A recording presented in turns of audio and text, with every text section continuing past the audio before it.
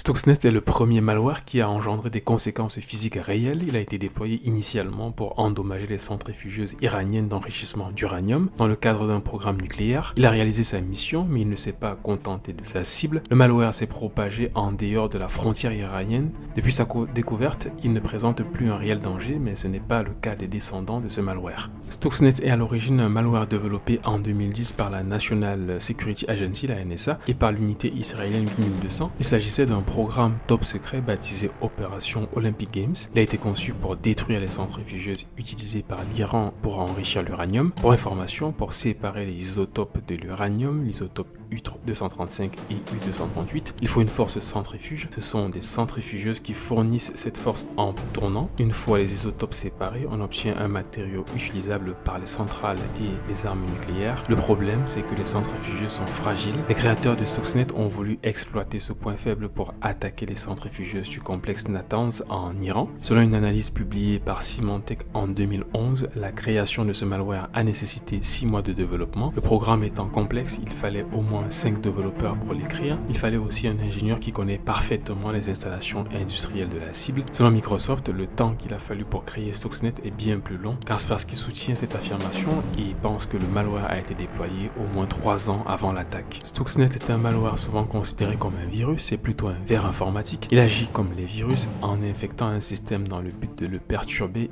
ou de l'endommager. Comme les virus, le ver informatique se propage également à grande vitesse. Ce qui le diffère d'un virus, c'est que ce dernier a besoin d'un programme ou d'un fichier hôte. Le ver informatique n'en a pas besoin, il est autonome et peut se répliquer sans besoin d'un programme ou d'un fichier hôte. C'est d'ailleurs pour cette raison qu'il figure parmi les malwares les plus dangereux. C'est peut-être aussi pour cette raison que les créateurs de Stuxnet ont choisi de concevoir ce malware en tant que ver et non en tant que virus. En 2010, Stuxnet s'est tout d'abord introduit sur un réseau et a infecté un ordinateur sain. Il a ensuite exploité des vulnérabilités 0D que Microsoft ne connaissait pas encore à ce moment-là. La première est une faille dans le raccourci Windows, la deuxième est un bug dans le spooler d'impression, la troisième et la quatrième faille sont des vulnérabilités d'élévation de privilèges. Grâce à ces failles, Stuxnet a obtenu des droits administrateurs. Cela lui a permis de passer d'un PC à un autre. Stuxnet utilisait également une faille 0D dans les PLC Siemens ainsi qu'une autre vulnérabilité qui a déjà été remarquée lors de l'attaque Conficker. Tout cela montre à quel point ce ver informatique est sophistiqué. À noter toutefois que les ordinateurs qu'il a infectés n'étaient pas vraiment ses cibles. Il les utilisait juste pour atteindre des machines spécifiques, celles qui contrôlent les centrifugeuses d'enrichissement nucléaire de l'Iran. D'après certaines sources, le ver Stuxnet s'est infiltré via une clé USB. C'est une hypothèse possible, étant donné que le complexe Natanz, utilisé par les Iraniens pour l'enrichissement d'uranium en 2010, était air-gapped. Il n'était pas connecté à Internet. Pour se propager donc, Stuxnet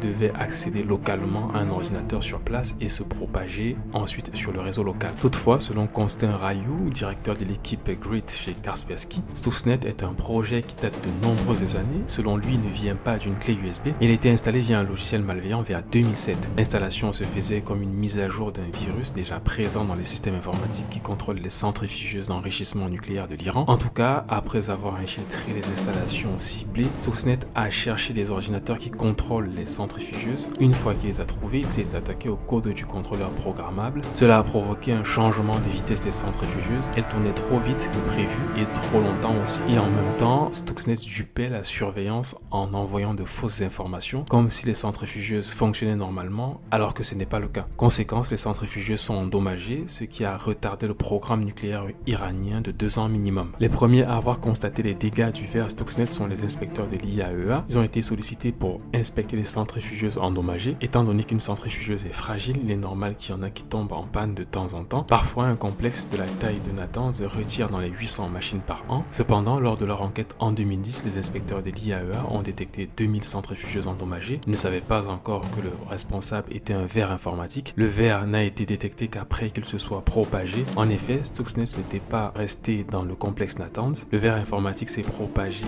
à d'autres ordinateurs, dont ceux d'un bureau situé en Iran. Les PC de ce bureau ont rencontré des problèmes de redémarrage réguliers et d'écran bleu de la mort. Même les ordinateurs dotés de systèmes d'exploitation récents en ont été victimes. Le bureau a fait appel à un support technique, mais l'expert militaire qui s'est déplacé sur place ne comprenait pas d'où venait le problème. Il a donc contacté son ami Sergei Oulassen qui a réussi à isoler le verre. Oulassen a également réussi à cerner le nombre de 0D exploités par le malware et a ensuite partagé cette découverte à la communauté de cybersécurité. De nombreux experts ont ensuite examiné le malware. Liam O'Murphy, le directeur de Security Technology and Response de Symantec, en fait partie. Il a indiqué que le verre informatique Stuxnet était très complexe et qu'il avait un but spécifique, chercher des réseaux de 168 convertisseurs de fréquences. Le verre informatique Stuxnet a quitté le complexe Natanz après avoir causé des dommages sur les centrifugeuses. Il s'est ensuite retrouvé dans des bureaux iraniens et a même quitté les frontières iraniennes. Il s'est par exemple propagé sur les serveurs de Bepajo et de Mobaraket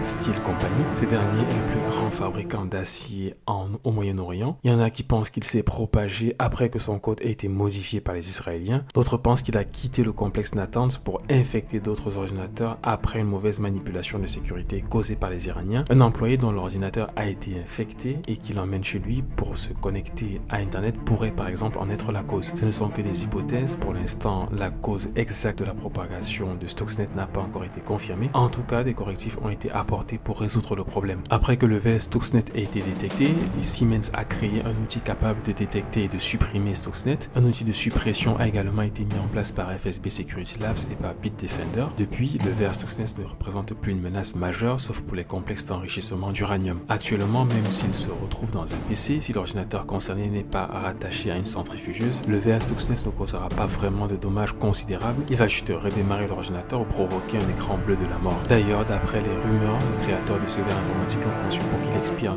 mi-2012. Il est donc fort probable que Stuxnet n'existe plus. Même si le verre informatique Stuxnet ne représente plus un danger considérable, il faut se méfier de ses descendants. De nombreux malwares inspirés du code de Stuxnet ont vu le jour depuis 2011. Parmi les plus redoutables, il y a Duqu, Flame et Avex. Duqu utilise un code presque similaire à celui de Stuxnet, mais c'est plutôt un spyware. Il est utilisé par des hackers pour espionner des frappes de clavier et pour obtenir des informations comme des mots de passe par exemple. Flame est aussi un spyware, mais il dispose de plus de fonctionnalités comparé à Duqu. Flame peut enregistrer des frappes, des conversations sur Skype, des captures d'écran, etc. Concernant Avex, il peut agréger des données d'entreprise de nombreux secteurs, défense, pharmaceutique, énergétique, énergie, etc.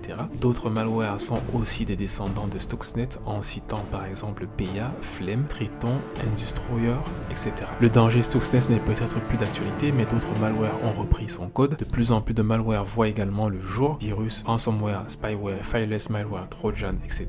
Si pour Stuxnet les attaques causaient des dégâts physiques sur des centrifugeuses pour la plupart des malwares, les dommages peuvent être financiers et matériels. Les malwares peuvent endommager les ordinateurs ou les systèmes ciblés. Certains peuvent aussi permettre le vol de données personnelles, financières, etc.